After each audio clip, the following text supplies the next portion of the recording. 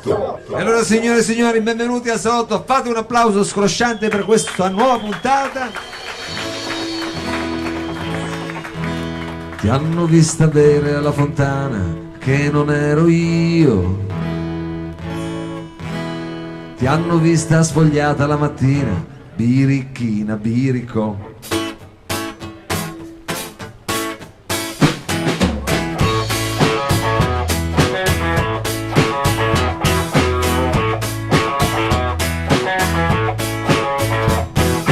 Mentre con me non ti spogliavi neanche di notte, ed era botte, Dio che botte.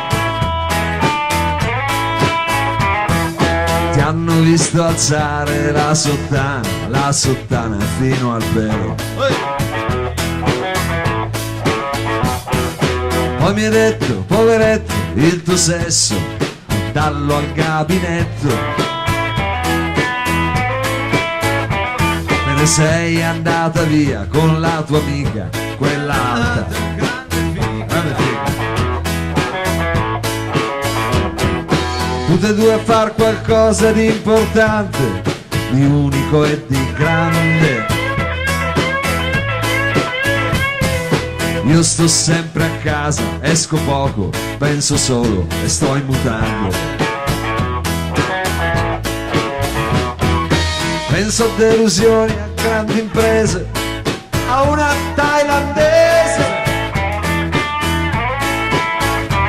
Ma l'impresa eccezionale, dammi retta e essere normale.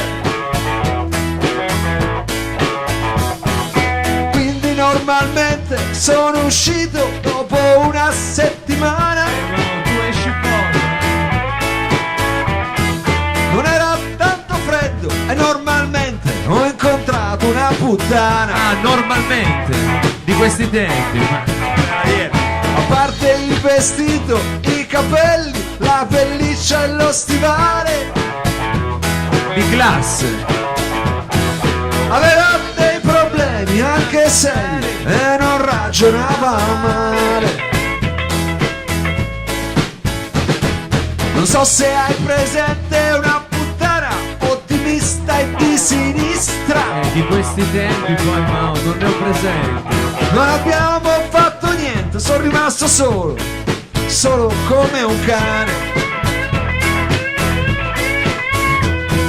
Girando ancora un poco ho incontrato uno che si era perduto. Qui a Torino, uno che si era perduto. Vi ho detto che nel centro di Torino non si perde neanche un bambino. È dovuto alla pianta romana. Mi guarda con la faccia un po' stravolta, dice sono di Berlino. Ah, è lo stravolto di Berlino, lo conosco. Berlino ci sono stato con Bonetti, era triste e tanto grande. Pensa che è la patria del minimal. Però mi sono rotto, torno a casa e per essere mutande. Sei sempre in mutande. Prima di salire le scale mi sono fermato, guarda una stella. Sono molto preoccupato. Il silenzio mi ingrossava la caffè. No, questo lo dici tu, Ho fatto le mie scale 3 alla volta, mi sono steso sul divano. Ho chiuso un po' con gli occhi e con dolcezza è partita la mia mano.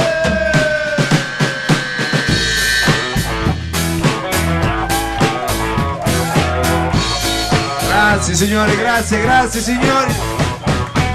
Benvenuti a questo appuntamento del Salotto intitolato Le seghe. No, che fantasia c'è così, diciamo. Questo appuntamento del Salotto. Quella è la prossima settimana. No, la prossima settimana abbiamo già un altro titolo che diciamo è piacevole magari come quello che tu hai detto prima.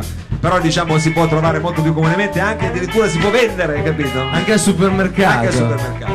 Ma questa sera dicevo il titolo è Le mucche tristi, un tema quasi diciamo bucolico, e proprio perché deve essere un tema così per certi versi così vicino alla terra ma anche così elevato, così aulico, io vorrei, per entrare con il piede giusto in questo argomento, chiamare qui il nostro poeta, il poeta di sempre, Guido Catalano.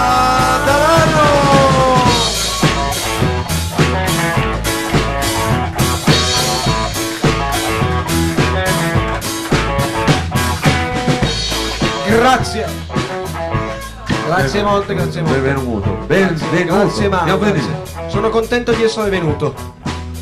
Io diciamo abbiamo scelto questo titolo così un po' bucolico, ma penso che tu Io sul bucolico sono forte. sei forte sul Sono bucolico. forte. Ti chiaramente piace sono andare a forte. fare i picnic? Sì, no, i picnic no. E non vado in campagna da almeno 12 o 13 anni. In campeggio? Odio. Odio. Odio i campeggi. Eppure c'è qualcosa nella Poi c'è natura che qualcosa ti di attira. bucolico No. in me. C'è qualcosa di bucolico dentro me, intimamente in me. E io credo che hai scelto una poesia che in qualche modo questo tuo bucolico che c'è dentro, insomma, lo fa vedere. Stamattina mi sono alzato e ho pensato alle mucche tristi e ho ricordato che ho scritto una poesia che si intitola Il bue felice. E quindi abbiamo fatto la coppia mi praticamente. sembrava perfetta. È perfetta. È perfetta. Signore e signori, Guido Catalano legge Il bue felice.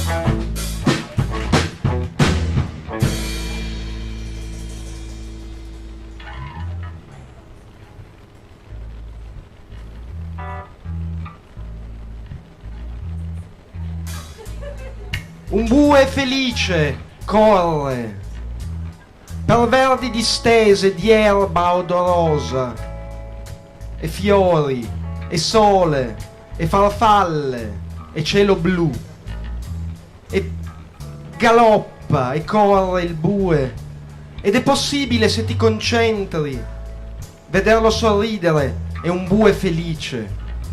È un bue felice in questo prato infinito di erba verde.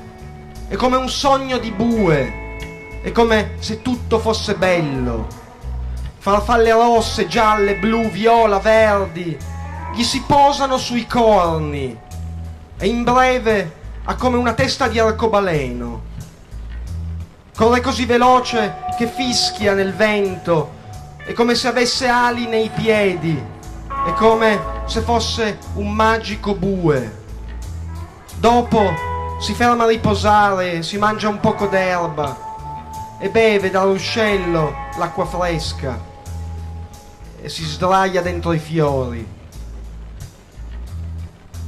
Guardatelo se potete e non fate quelle facce. So che non è, ma è come se. Grazie.